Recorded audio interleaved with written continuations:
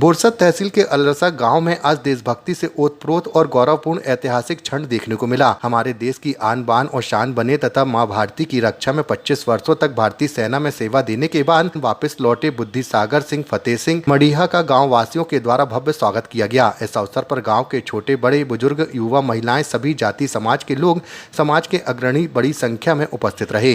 सभी ने मिलकर श्री मडीहा का फूलों की माला पहनाकर शॉल उड़ाकर और भव्य वरघोड़ा निकालकर उनका सम्मान पूर्वक स्वागत किया। गांव की मुख्य गलियों से ढोल नगाड़ों के साथ उल्लास भरी स्वागत यात्रा निकाली गई, जिसमें देशभक्ति के नारों से समूचा वातावरण गूंज उठा।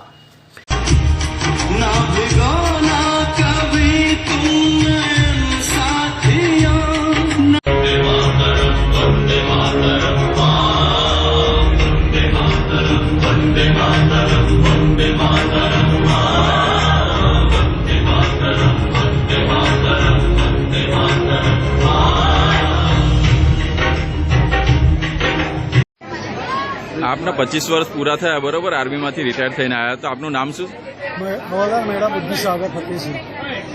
आप रिटायर थईने आया 25 वर्ष पछी, तो आप भारत सरकार ने शुं संदेशो कहेवा मांगशो? भारत सरकार ने संदेश Indian army is best. Okay.